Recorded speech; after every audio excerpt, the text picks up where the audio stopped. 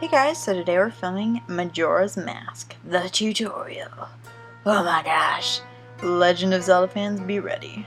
So first we're going to start with our eyes, which are going to be the mask eyes. They're going to go over our eyes. And you're going to want to do this with paint or eyeshadow. But it's a yellow circle to start out with a black outline on it. And it's kind of hard, but it's going to be an illusionistic eye. So try and make it as round as possible and check to see when you close one of your eyes if it looks relatively roundish.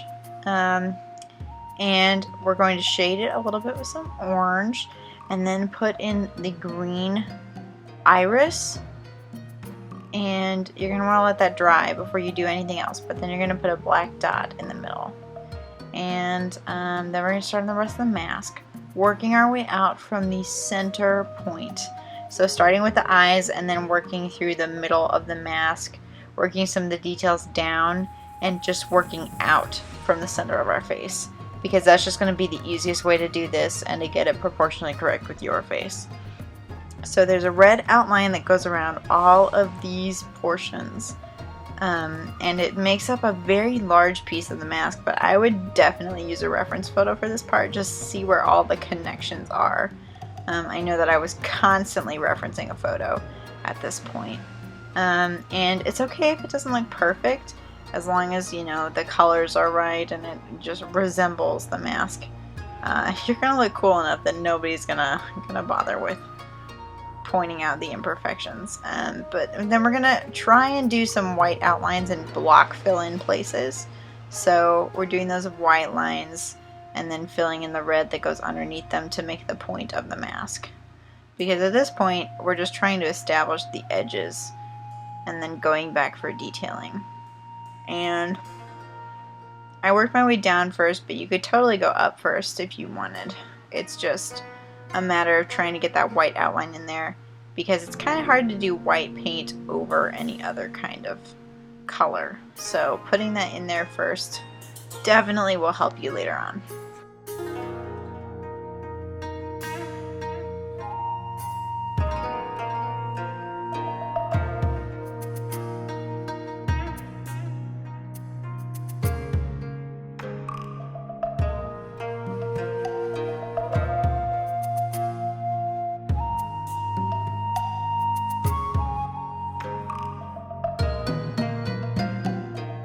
And at this point there's a black outline that goes around all of the red.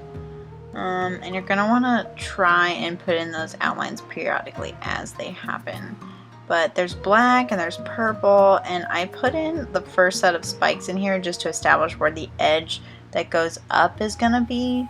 But you don't really have to do that just yet. I just was trying to get a feel for where the edge of the mask was going to be on my face.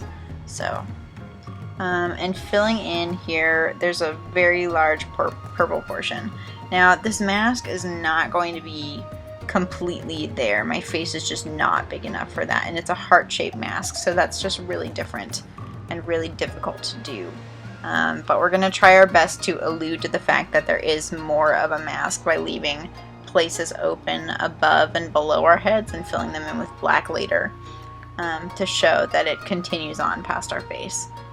So you just keep filling in, and I put those orange lines up top to mark off that area because that's going to be something completely different. But just marking off the areas on your face with each of the lines and trying to keep all of that compartmentalized is going to be really, really important at this point.